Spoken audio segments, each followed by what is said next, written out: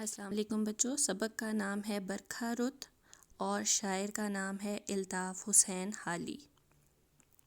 آج کا ہمارا SLO ہے کہ کوئی شعر پڑھ کر اس کی نثر لکھ سکیں اور نئے الفاظ کے جملے بنا سکیں۔ بچوں آج آپ کا جو ٹاسک ہے وہ سوال نمبر 3 ہے۔ اس شعر کو نثر میں لکھ کر اس کی وضاحت کریں۔ اب آج آپ کے پاس دو چیزیں آ گئیں، نثر کیا ہے اور وضاحت کیا ہے۔ سب سے پہلے آپ اس چیز کو سمجھ لیں، پھر آگے میں آپ کو بتاتی ہوں۔ آپ دیکھیں ذرا، یہاں پر میں نے آپ کی آسانی کے لیے دونوں چیزیں لکھ دی ہیں۔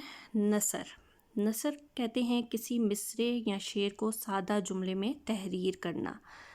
اب یہاں پر آپ دیکھیں، جیسے آپ کا ایک مصرعہ ہے، آئی ہے بہت دعاؤں کے بعد، ٹھیک ہے۔ اب یہاں پر آپ دیکھ رہے ہیں کہ جب ہم نظم لکھتے ہیں، کوئی شعر لکھتے ہیں، تو ہم الفاظ کو ایک جملے کی صورت میں نہیں لکھتے، بلکہ وزن کے حساب سے جو ہے وہ شعر یا مصرعہ لکھا جاتا ہے۔ اب جب میں اس کی نثر بناؤں گی تو میں صرف اس کو ایک سادہ جملے میں بیان کروں گی، جیسے اب دیکھیں، بہت دعاؤں کے بعد آئی ہے۔ اب یہ دیکھیں، یہ آئی ہے جو ہے، میں جب سادہ جملہ بولوں گی تو ظاہر سی بات ہے میں اس کو آخر میں لے کے آؤں گی تو وہ میرا ایک سادہ جملہ بنے گا جسے میں نثر کہوں گی، ٹھیک ہے۔ اب ذرا دوبارہ دیکھیں، آئی ہے بہت دعاؤں کے بعد، تو جب میں اسے سادہ جملے میں لکھوں گی تو اس طرح سے لکھوں گی، بہت دعاؤں کے بعد آئی ہے۔ آپ اس کی ایک مثال اس طرح سے بھی لے سکتے ہیں کہ جیسا آپ کو کوئی جملہ دیا جاتا ہے اور اس میں جو ہے ترتیب غلط ہوتی ہے، آپ اس کو ترتیب درست کر کے لکھتے ہیں، تو یہ بھی کچھ اسی سے ملتا جلتا ہے کہ آپ مصرعے کو کچھ اس طرح سے لکھیں گے کہ وہ سادہ جملے میں آ جائے گا۔ آپ اس میں کسی لفظ کا معنی نہیں لکھیں گے، بلکہ انہی الفاظ کے ذریعے سے آپ اس کو ایک سادہ جملے میں لکھیں گے۔ اب وضاحت کیا ہوتا ہے؟ وضاحت کا مطلب ہوتا ہے تفصیل سے بتانا۔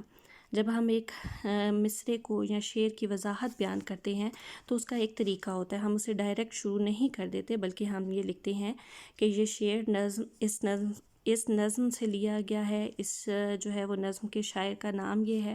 جیسے آپ یہ جب اس مصرعے کا آپ جو ہے وہ وضاحت لکھیں گی تو پھر آپ اس کے معنی بھی لکھیں گی، آپ اس کی تفصیل بھی لکھیں گی، اور آپ اس طرح سے لکھیں گی کہ یہ مصرعہ جو ہے نظم برکھا رت سے لیا گیا ہے، اور اس مصرعے میں شاعر الطاف حسین حالی کہہ رہے ہیں کہ جو برسات کا موسم ہے اس کے لیے لوگ بہت زیادہ دعائیں مانگتے ہیں، کیونکہ وہ گرمی سے تنگ آ گئے ہوتے ہیں، اور بہت دعاؤں کے بعد جو ہے وہ برسات کا موسم آتا ہے، ٹھیک ہے۔ اس طرح سے آپ تفصیل لکھتے ہیں۔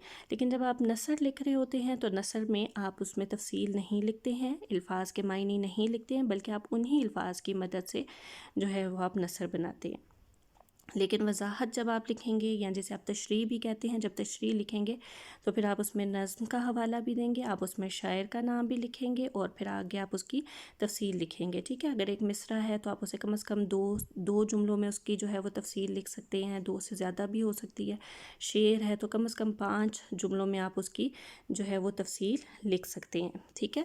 اب آج آپ کا جو ٹاسک ہے جس میں آپ نے یہ کرنا ہے کہ ابر آیا ہے گھر کے آسماں پر، کلمے ہیں خوشی کے ہر زباں پر۔ اب سب سے پہلے آپ اس کی نثر لکھیں گے، ٹھیک ہے۔ نثر لکھنے کے بعد آپ اس کی وضاحت کریں گے۔ پہلے آپ اس مصرعے کو جو ہے وہ ایک ترتیب سے نثر میں لکھیں گے، ایک سادہ جملے میں لکھیں گے، پھر کلمے ہیں خوشی کے ہر زباں پر، پھر اس کو آپ جو ہے وہ نثر میں لکھیں گے، اور پھر اس کے بعد پورے اس شعر کی آپ وضاحت کریں گے کہ اس میں شاعر نے کیا کہنے کی کوشش کی ہے، ٹھیک ہے۔ اب دیکھیں، یہ جو لفظ ہے اور ہے یہ سادہ جملے میں آخر میں آتا ہے، لیکن آپ یہاں پر دیکھیں کہ یہ مصرعے میں یا شعر میں جو ہے وہ بیچ میں آئے۔ اب آپ نے جملے کو ایسے ترتیب دینا ہے، آپ نے نثر ایسے لکھتی ہے کہ یہ ایک باقاعدہ سادہ جملہ بن جائے، ٹھیک ہے۔ اور اس کے بعد آپ کا جو دوسرا کام ہے وہ یہ ہے کہ آپ نے ورک بک کے صفحہ نمبر 18 اور 19 پر آپ نے جملے بنانے ہیں، ٹھیک ہے۔ اب الفاظ کیا ہیں؟ نور، روشنی کو کہتے ہیں، پیغام کو کہتے ہیں، عجائبات عجیب چیزیں، یعنی حیران کر دینے والی چیزیں۔ اللہ تعالیٰ نے بہت ساری ایسی چیزیں بنائی ہیں کہ جن کو دیکھ کر ہماری عقل جو ہے وہ دنگ رہ جاتی ہے، ٹھیک ہے۔ ہم یہ سوچتے ہیں کہ کیا ایسی بھی کوئی چیز ہو سکتی ہے، ٹھیک ہے۔ تو عجائبات ایسی چیزوں کو کہیں گے جن کو دیکھ کر انسان حیران رہ جاتا ہے۔ برسات، بارش کا موسم، گھٹا، کالے بادل، ٹھیک ہے، ان کے آپ نے جملے بنانے ہیں۔ اچھا بچوں، یہاں پر ایک لفظ تھا جل تھل، یہ جب میں نے آپ کا کام چیک کیا تو اکثر بچوں نے جو ہے وہ اس کا جواب جو ہے وہ درست نہیں لکھا درست تھا لیکن ایک پراپر جواب نہیں تھا۔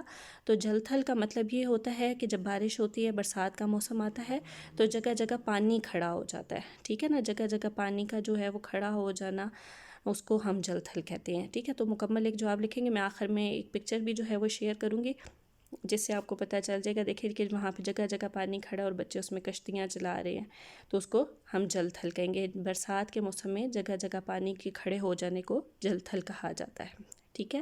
امید ہے کہ آپ کو اس چیز کی سمجھ آ گئی ہوگی۔ یہ چیز آپ پہلی دفعہ کر رہے ہیں، نثر اور پھر اس کے بعد وضاحت۔ اگر آپ کو کوئی مسئلہ ہوتا ہے تو آپ مجھ سے پوچھ سکتے ہیں۔ بہت شکریہ۔